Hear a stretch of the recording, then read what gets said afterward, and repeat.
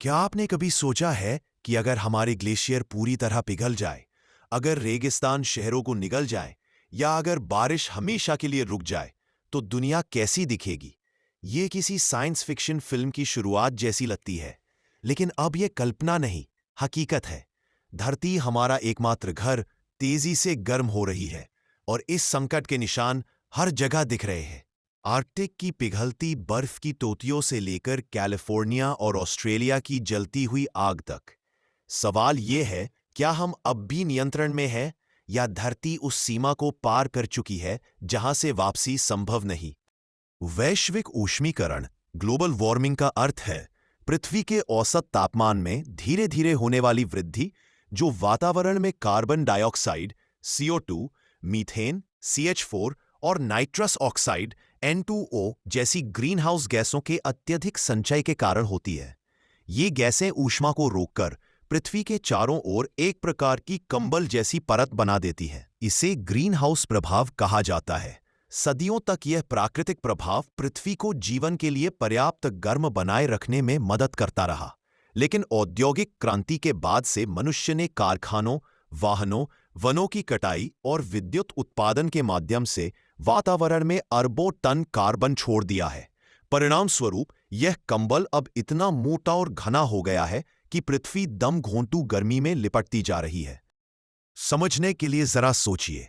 NASA के अनुसार 19वीं सदी के अंत से पृथ्वी के औसत सतही तापमान में लगभग 1.2 डिग्री सेल्सियस की वृद्धि हुई है और यह बढ़ोतरी ज्यादातर पिछले 40 वर्षों में हुई है। पिछला दशक 2010 से 2019 अब तक का सबसे गर्म दशक रहा है।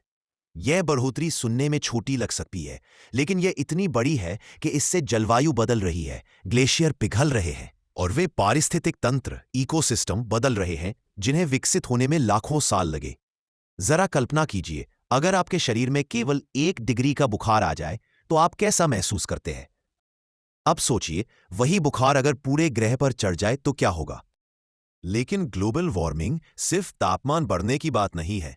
ये असल में जलवायु परिवर्तन, क्लाइमेट चेंज है, यानी मौसम के पैटर्न, वर्षा, समुद्र स्तर और तूफानों में व्यापक बदलाव।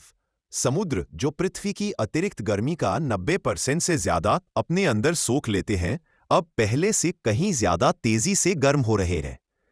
ध्रुवीय बर्फ की चादरें, पोलर आइस शीट्स रिकॉर्ड गति से पिघल रही हैं। सिर्फ ग्रीनलैंड ही हर साल लगभग 250 अरब टन बर्फ खो रहा है। जैसे जैसे ये बर्फ पिघलती है, समुद्र का स्तर बढ़ रहा है, जिससे पूरे तटीय शहर डूबने के खतरे में है। वैज्ञानिक चेतावनी देते हैं कि साल 2100 तक लगभग 20 करोड़ लोग बढ़ते समुद्री स्तर के कारण अपना घर छोड़ने को मजबूर हो सकते हैं। और वातावरण भी अब पहले से ज्यादा गुस्से में आता जा रहा है। सिर्फ 2023 में ही दुनिया ने इतिहास की कुछ सबसे विनाशकारी जलवायु आपदाएं देखीं। कनाडा में लगी जंगल की आग ने पुर्तगाल जितना इलाका जला डाला।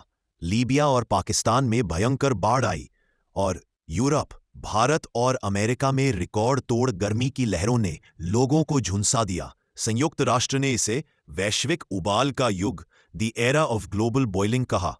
ये सब घटनाएं अलग अलग नहीं है, ये चेतावनी के संकेत है, पृथ्वी की अलार्म घंटियां जो जोर जोर से बज रही है।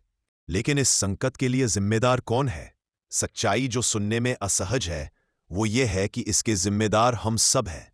हर कार की सवारी, हर प्लास्टिक का थैला और हर कोयले से चलने वाला बल्ब उस श्रृंखला प्रतिक्रिया, चेन रिएक्शन में हिस्सा लेता है जो हमारी पृथ्वी को गर्म कर रही है। फिर भी कुछ लोग दूसरों से कहीं ज्यादा जिम्मेदार हैं। दुनिया के सबसे अमीर 10% लोग कुल कार्बन उत्सर्जन का आधा पैदा करते हैं, जबकि सबसे गरीब लोग बाढ़, सूखा और फसलों की बर्बादी का सबसे ज्यादा दर्द झेलते हैं। क्या यह न्याय है या फिर यह पर्यावरणीय असमानता है जो पूरी पृथ्वी पर फैली हुई है? फिर भी उम्मीद खत्म नहीं हुई है। पूरी दुनिया में वैज्ञानिक और कार्यकर्ता उठ खड़े हो रहे हैं। सौर ऊर्जा, पवन ऊर्जा और विद्युत वाहन अब जीवाश्म ईंधनों की जगह ले रहे हैं।